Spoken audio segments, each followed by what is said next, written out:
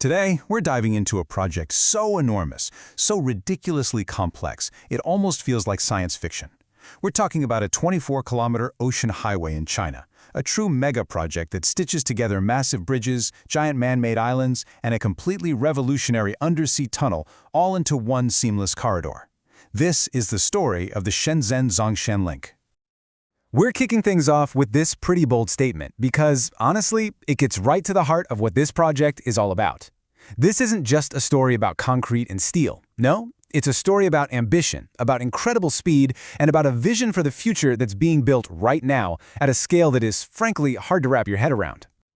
So to really understand why this thing even exists, we first have to get a handle on the sheer scale of the problem it was designed to solve. And believe me, this wasn't just some minor inconvenience. It was a huge physical barrier right in the middle of one of the most dynamic economic regions on the planet. Okay, picture this. On one side of the Pearl River estuary, you have Shenzhen, a global capital for tech. On the other side, you've got Zhongshan, a massive industrial powerhouse. Now, if you look at a map, they're not actually that far apart, but that giant body of water between them forced everything and everyone into a frustrating 2-hour crawl of a drive. Can you imagine that commute? It was a nightmare. It choked logistics, it killed collaboration, and it was the single biggest bottleneck holding the whole region back. And you know, it wasn't just about the distance, it was about the depth. Any solution had to go deep.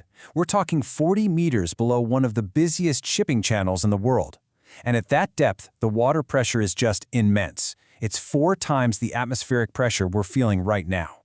To give you a better idea, try to imagine the weight of a 13-story building pressing down on every single square inch of the structure from every direction. It's a seriously hostile environment to try and build anything in. So you've got this 2-hour bottleneck on the surface and this absolutely crushing pressure down below. What kind of solution could possibly work? Well, the answer wasn't a simple one. It was a multi-layered, record-shattering plan. The big idea here wasn't just, let's build a bridge or let's dig a tunnel.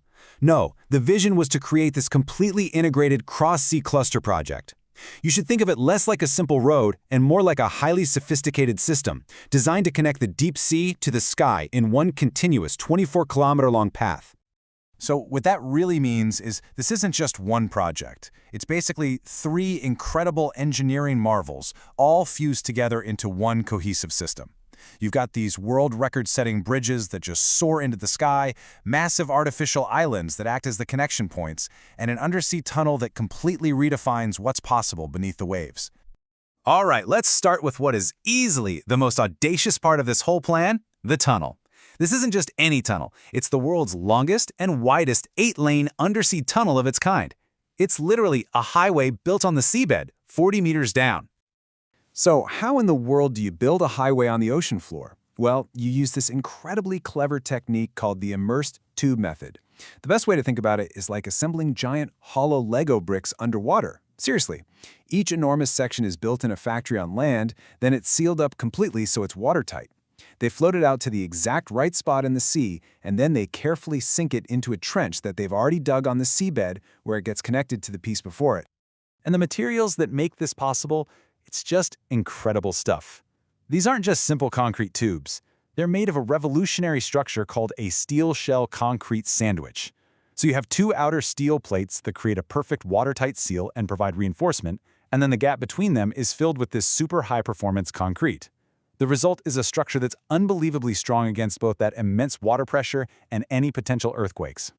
And the scale of these Lego bricks, it is just mind-boggling. Each one of the 32 tunnel segments weighs 80,000 tons.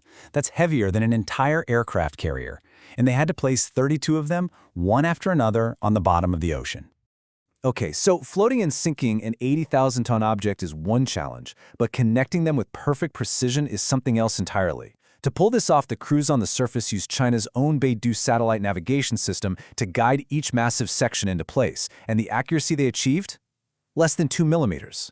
That is a margin of error that is thinner than a credit card, all done from 40 meters above on a boat. Just wow. All right, so from those crushing depths, let's head up into the sky. Because connecting those man-made islands back to the shore required bridges that were every bit as innovative and record-breaking as the tunnel they link up with. The project has two absolutely colossal bridges. First, there's the Zhongshan Bridge, which is a massive cable-stayed bridge in its own right.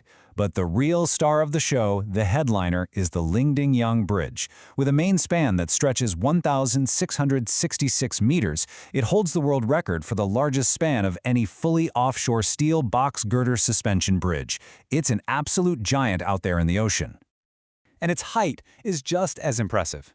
The bridge deck soars 91 meters above the water. What that means is it has the highest navigation clearance of any sea bridge in the world, allowing even the largest, most massive container ships on the planet to sail right underneath it without a problem. And look, this isn't just about being big, it's about pure, raw strength. These bridges are basically engineered fortresses. They're designed to withstand Category 17 typhoons. We're talking some of the most powerful storms on Earth. The main cables holding the whole thing up, they contain enough steel wire to wrap around the entire planet 4 times. And each one of those cables can support a load of over 140,000 tons. It's just unbelievable. So after 7 years of non-stop construction, after setting 10 world records just for the tunnel alone, and after this incredible display of engineering, you have to ask, what does it all mean? What's the payoff? Let's take a look at the impact. Remember that 2-hour bottleneck we started with? That nightmare commute between the economic powerhouses of Shenzhen and Zhongshan? It's gone.